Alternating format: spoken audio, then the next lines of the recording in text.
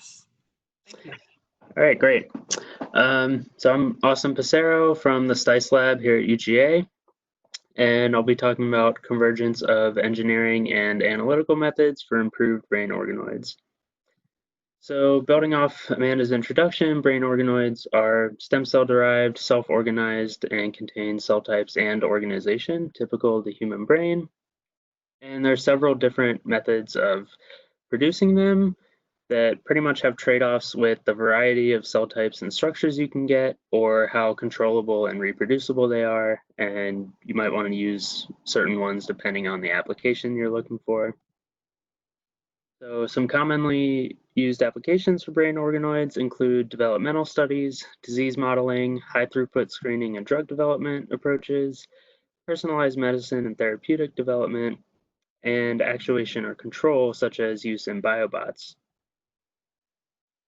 So there are many different engineering approaches that have been important in the advances that we've seen recently with brain organoids. So just to highlight a few of those. I'm sorry. It looks like, yeah, we can't see the screen for some reason. I can see it. Seeing it fine. I can see it okay. Okay, so I can't see. For the people that can't see, are you using the web version of WebEx? Like the browser version? Yeah, you might want to switch over to the other application because that's why it's not showing up. Yeah, I'm using the Safari version. Oh, I'm sorry, you're using which version? Safari? Yeah, so you're going to want to use the downloaded version on your desktop to be able to see the screen. I'm using WebEx meetings, and that works fine. Yes. Okay. Sorry about that, Austin. Oh, no problem. So yeah, anyway, some of these engineering approaches like microfluidics and synthetic ECM development or ECM modifications have been really useful in allowing researchers to control various properties of organoids such as size, shape, and differentiation. And then advances in genetic modification allow for analysis and modification of individual cell populations within an organoid, which is really useful for mechanistic studies. And then finally, optogenetics has been widely used to start looking at function and connectivity of these organoids. On the analytical side, simple methods such as staining or omics approaches have allowed for cell type characterization and really looking at structural characterization and organization of these organoids. And then more recently, advances in single cell sequencing have allowed for really detailed analysis of cell populations within organoids and provided some really important insights on both development and differences in pathological conditions. But I guess building on Tahir's question about function, the main way to analyze function in organoids is electrophysiology. So you can do traditional patch clamping on these organoids, which gives you really nice temporal and spatial resolution, but you can't really get these sort of whole organoid connectivity analyses. So then moving to calcium imaging, you can look at multiple cells and start to kind of see how they're connected, but you lose a lot of that temporal resolution as it tends to be a little slower. And it's a little limited by microscopy techniques on how many cells you can analyze at the same time. So then finally, researchers have turned to MEAs, which allow for these really large scale kind of network level recordings. And you can look at how these cells are connected and how, kind of get a readout on how mature the organoid is based on its electrophysiological profile. But MEAs do have their own drawbacks. For example, they're extracellular recordings, which means you can't directly correlate a signal you're getting to an individual cell, just sort of a region or a small group of cells. So one way researchers are trying to overcome that is with all optical electrophysiology, which is a system that was developed a few years ago where it incorporates a channel rhodopsin for optogenetic stimulation and a fluorescent voltage reporter that allows you to record. So you can simultaneously stimulate and record all with optics if you have the right setup. And this actually can reach similar levels of resolution to patch clamping. But if you have a good enough optical system, you can then look at multiple cells. So it's really nice for resolution, but up until very recently, it's been sort of slow for adoption due to difficulty expressing both of these constructs together in a lot of these IPS-derived lines that can be pretty difficult to transfect. So recently, it's starting to be adopted more and hopefully could be incorporated into organoids soon. Additionally, MEAs are two-dimensional traditionally, which means you can only, even though you can get this wide network, you can only look at the surface of an organoid slice, or a dissociated culture. So to overcome that, researchers have recently developed 3D MEAs, where you can actually see these probes with electrodes embedded into them extending up into the tissue to help overcome for that sort of planar organization that you're usually stuck with. And then another way to kind of combat this two-dimensionality problem is to embed electrodes in a stretchable mesh, which you can integrate early in development, and as the organoid develops and takes shape, the mesh will shape with it, so you get this really nice wide coverage of electrodes, but it ends up being pretty low density. So all those are sort of solutions that researchers are currently developing. A lot of these are, within the past year even, to try to help overcome some of these challenges on the technology side. But then there's also the issue of data analysis. So MEA data is typically analyzed in a couple different ways. One way is you'll see these raster plots pretty commonly. And so for those who aren't familiar, these black and blue ticks and bars represent action potentials or spikes and bursts of activity. And then the pink boxes represent these synchronized network bursts, which really indicate a fully connected and mature network. So these are really great for simple visualization of culture activity, but don't really allow for quantification. So to quantify MEA data, you have to analyze the signal and pull out all these different parameters. This is just an example of a lot of the commonly measured parameters that researchers are using.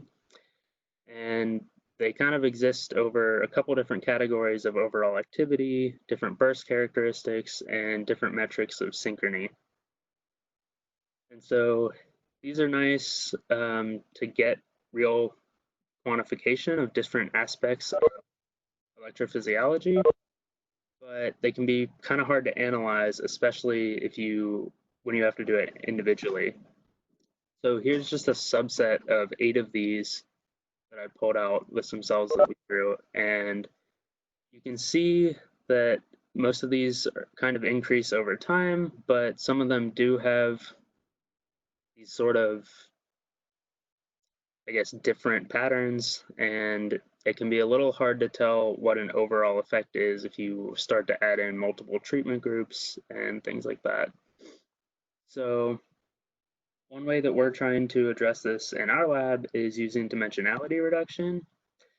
So we took a typical stem cell derived culture and grew it up over about 3 weeks and calculated all these different parameters every single day, and then put that data into principal component analysis. And what we saw when we overlaid time onto this graph is you see this really distinct temporal progression.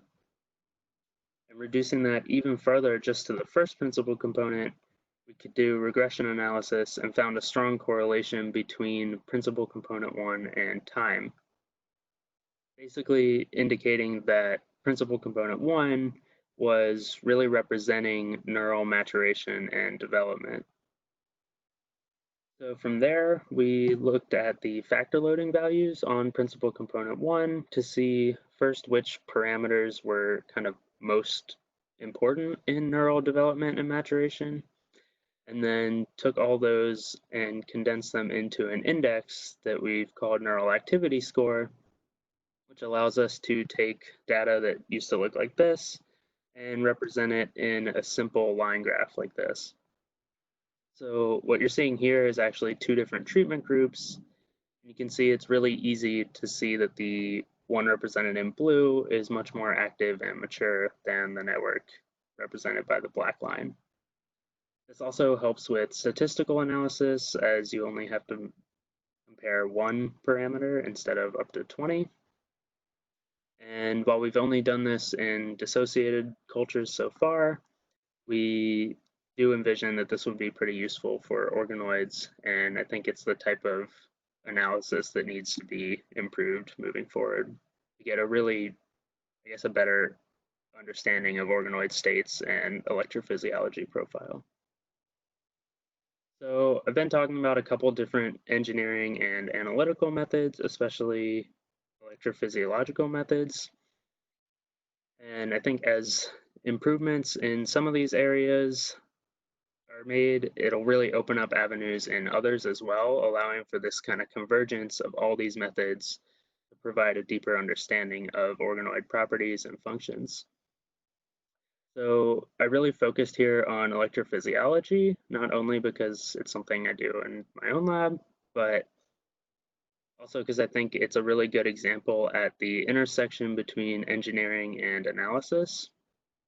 And so, for example, if you think of as these technological advances improve, like the 3D MEA, for example, you could imagine where eventually researchers should be able to record from most, if not all, neurons in an organoid. And then as the analysis improves and can be combined with other analyses such as RNA-seq, you could eventually be able to get real genetic expression and functional data from a whole organoid at a single cell level, which would be really important for some of those applications in disease modeling and really realizing the full potential of brain organoids. So with that, I'd be happy to take any questions.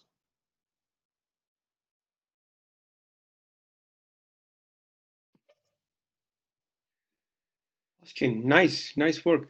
How do you choose the beta values in the sum when you represented the totality effect?